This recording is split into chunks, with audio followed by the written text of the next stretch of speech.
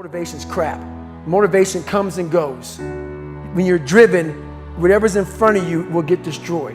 And a lot of times you have to learn to perform without motivation. You have to learn to perform without purpose. You have to learn to perform a lot of different things. And that's what people think. They think I need to have this motivation. You play on yourself, man.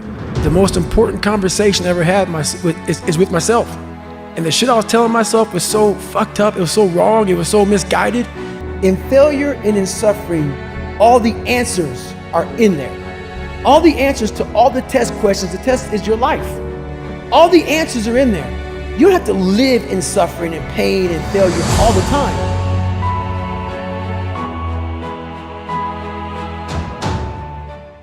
What do you think most people get wrong about motivation? They think it's a permanent fix. They think it's something that is a constant. They think that maybe once I get it, I'm gonna hold on to it. And that's the thing about that I was telling you, that I always talk about, is nothing is permanent. Nothing is permanent. And a lot of times you have to learn to perform without motivation. You have to learn to perform without purpose. You have to learn to perform a lot of different things. And that's what people think. They think I need to have this motivation to work out, to study, to be better. So if they don't have it, they just don't fucking do it. And that's where you fail. You have to learn to train your mind well beyond motivation. If you have motivation, that's great.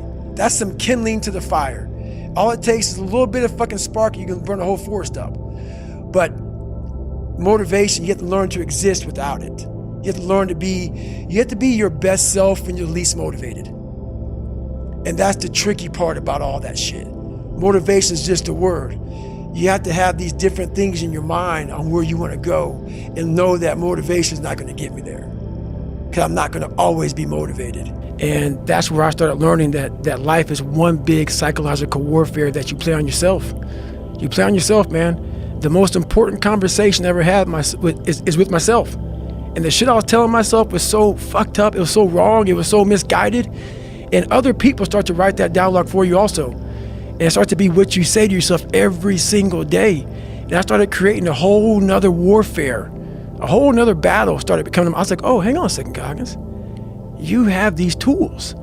You have these tools. Your life was basically the perfect grounds for training for where you need to go in your life. All the beatings, all the bullying, all the, you going through learning disabilities, all the struggles. It was the absolute perfect training ground for you to go to where you need to go. And that's how I started looking at my life versus woe is me, poopy pants, kick a rock down the street mentality.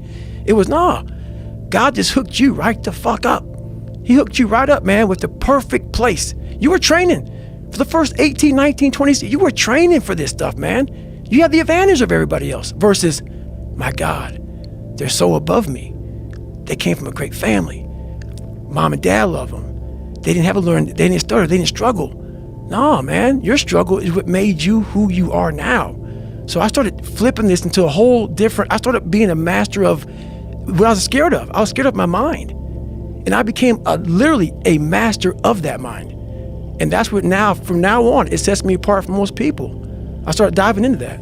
We have the ability to go in such a space if you're willing to suffer, and I mean suffer. Your brain and your body, once connected together, can do anything. And this 30 miles was the life-changing moment. I was out of it. I was in the worst pain in my entire life. I was, to me, on the brink of death. And I was able to chunk this 30 damn miles into small pieces. I was so driven, and I'm not gonna say motivated because motivation's crap. Motivation comes and goes. When you're driven, whatever's in front of you will get destroyed. So I sat in this chair and I was so driven to succeed in this race. And at this time, everybody goes, were you thinking about the guys that died? And I'm not gonna lie to you, I wasn't. This became a personal thing. This became me against this race, me against the kids that called me nigger, me against me. It just became something that I took so violently personal. You have to tap into suffering every day of your life because we have so much scarring that we have to clean up. You have to look at suffering as almost like I look at failure. To succeed, you must fail.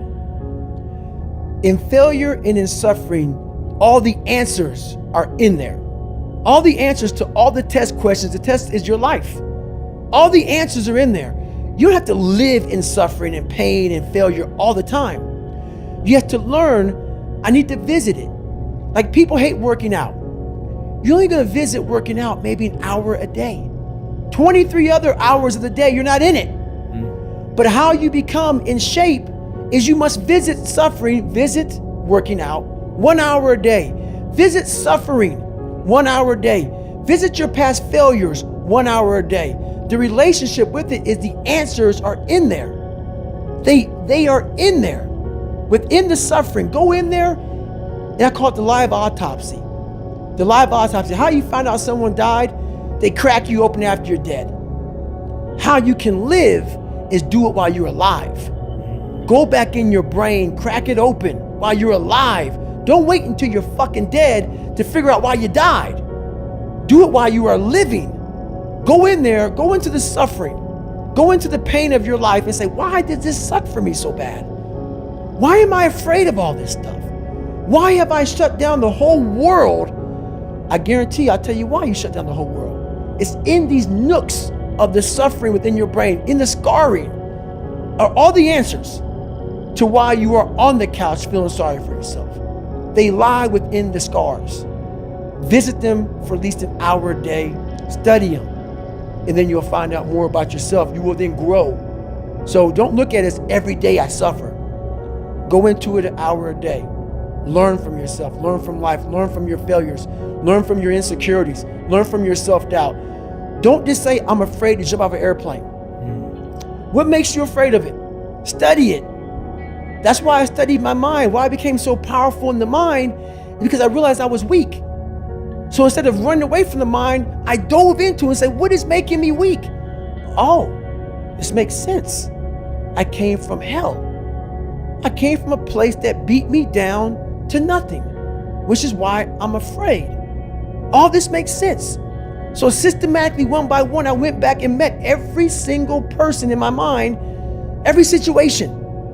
I went one-on-one with them again in my mind and said, okay, let's now revisit this. And that's how you do it. That's how it works.